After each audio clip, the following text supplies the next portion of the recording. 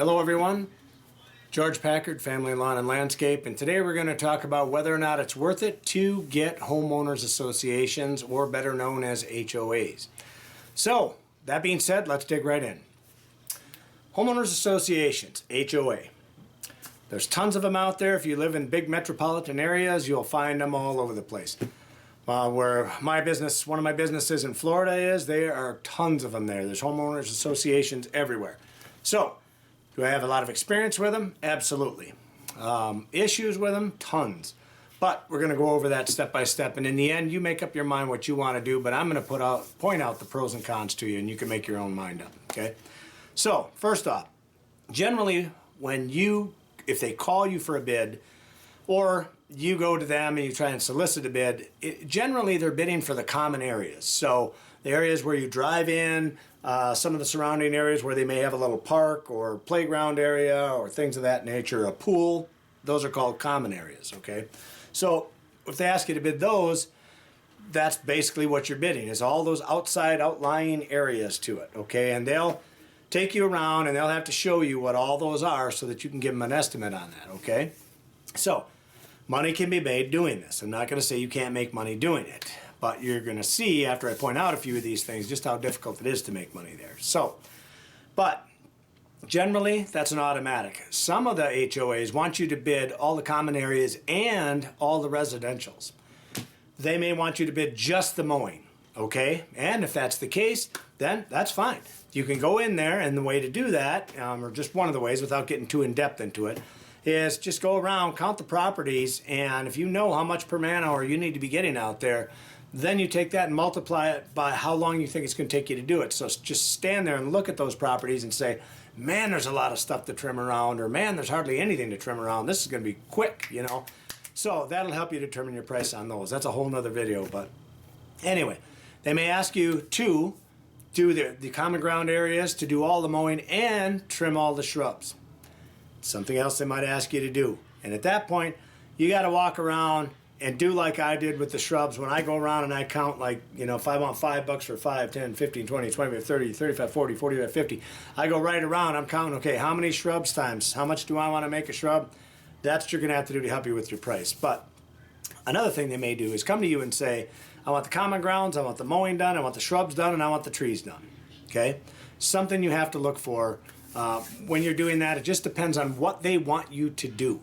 And when you look at those trees, guys, you have to know if these are big monstrous trees, you're in for a treat, because you got to be careful about that. I've been in HOAs where I took on tree work and we're supposed to do it once a month, and they had me doing it every 2 weeks. I mean, just ridiculous amounts. So it really has to be specified out what you're willing to do, okay? What they want done, what you're going to do, put it in paper, put it in writing, and that's that. Anything else additional to that is going to be a change order.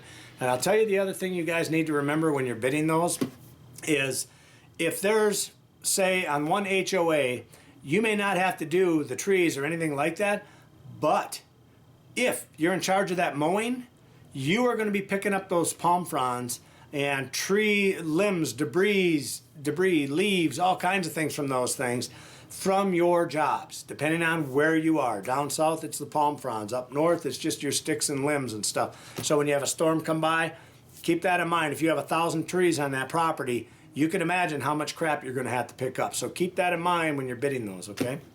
So, that being said, weed control is another thing that they could ask you to do in there, and that's fine too. You look at the beds and you try and decide, hey, how much spray do I need to have to do this stuff, and that goes into your bid at all. So there's a lot of things they can ask you to do, or it could be just the basics, which is the common ground areas, okay? But either way, the biggest pro that I find of this thing is that there is an opportunity to make money. This is what I have found, and I don't want to say that there's no money to be made in these things. Don't get me wrong. There are companies that do nothing but these. Okay, they're geared towards it. They're fixed on it, and they can make that happen. That's not something that I was comfortable with when I got in there. My experience with them is, when I got in, it was very tough to make money, and there's several reasons for it. Number one, they get hammered by bids. So never, ever do they walk up, call me up, and just say, George, I want a bid from you, and that's it. Never is that going to be the case. They're always going to have several other bids. So you're always bidding against someone else. That's one of the reasons I like residential so much better. If they call me and I'm the first one, Johnny on the spot, chances are I can land them on the spot before they get to somebody else. If I don't do that, if I'm there at the property and I still didn't land them, chances are they're a tire kicker anyway, okay? So if I gave them every reason to sign up with me, they should sign up with me. So that being said, moving forward, yeah, companies can make money with them, but it is very tight. And you have to be very careful about everything you do. I picked up some commercial properties one time, and it was right downtown the city of Melbourne, Florida, and all these Target stores and stuff. Anyway, the picking of the garbage is ridiculous. And what we were told to do is we just pick garbage once a week when we get there. Well, as it turns out, they wanted to pick more than that. Then all of a sudden, it was an everyday type thing. They didn't want to pay us extra for it, but they just wanted it done every day. So you end up having to kiss their ass in order to keep the contracts, which is bullshit, but this is what they do. They put the squeeze on you. You will find that HOAs are no different. They'll put the squeeze on you and they'll expect you to do things that they're not going to be so happy to pay you for. So when they have their little business meetings, I call them the Gestapo. These people are like a bunch of Nazis that just, they get together with their clipboards and they walk around the neighborhood. These are all retired people generally. They have nothing better to do than walk around and just nitpick every little thing on earth that, you know, has to be done. I remember one guy, right off the top of my head, he had weeds in his lawn. So we had to go in there and we had to spray his lawn for him, okay? And I told him, when we went to spray it, I said, if we spray your lawn, you're not going to have a lawn left because it's mainly weeds, you know? That's what's green in your lawn. He's like, they want the weeds sprayed, just spray them. Okay, I sprayed him. Well, sure enough, 3/4 of his lawn is gone. Guess what? The Gestapo came by with their little clipboards again, and they said he had to replace the whole frickin' lawn. Well, goddamn it. If that was the case, why didn't they just do that in the beginning, right? This is the way these people are. It's fucked up. They just have too much time on their hands, and this is the kind of crap that they do. So, anyway, we're going to talk about the cons to this thing, and that's one of them. The Gestapo is a huge frickin' part of that. So those are the people, I'm telling you, you can't please them. So here's the biggest thing. Let's say you got 500 houses in this complex, okay? You have 500 bosses. Make no mistake about that. And in your estimating, you better figure in there for your manager to be making trip after trip after trip into this HOA because they are going to be calling and complaining, especially the more stuff you're in charge of. If you're in charge of the trees and the shrubs and the weeds in the beds, you're going to be going there all the time because you're going to have your little backpack sprayer with you. You're going to have your hedge trimmer with you. Your manager's going to be doing more of this crap because he's going to get called back there umpteen times because you have 500 bosses. And what you might think looks good does not look good to the 480 other bosses in there. Okay, so keep that in mind. Having all those bosses, absolute pain in the ass. Every time you go on the property to try and mow something, they're out there bitching at you. They want this done, they want that done. You blew grass on their sidewalk, and geez, the list just goes on and on. It's a headache. Anyway, you need a lot of equipment to go into something like this.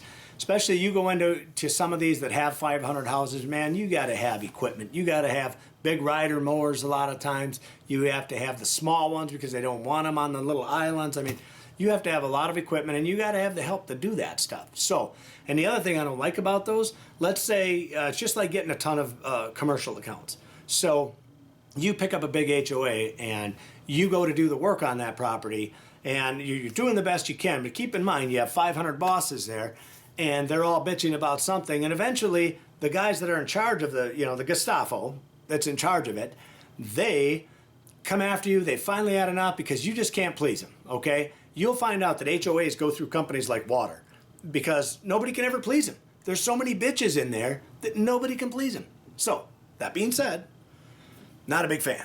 So, anyway, all right. So, you need a lot of equipment. You need a lot of employees. And where I was going with that before I leave is when you hire on those employees and you put on an extra truck or two to go in there and deal with stuff, what happens when you lose that account?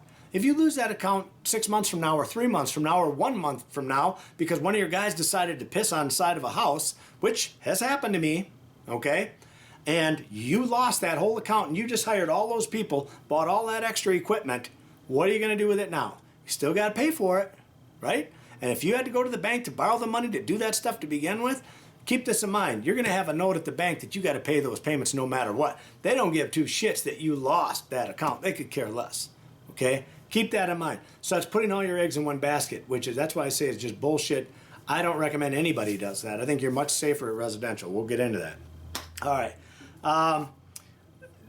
The thing of it is, for me, I guess when I look into residential versus commercial, to me that's a commercial. An HOA is like a commercial account.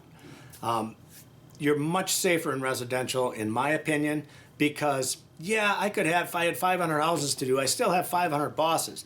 But the odds of me losing 500 clients are zip to none, okay? One of my guys pisses on a house and I lose 500 accounts.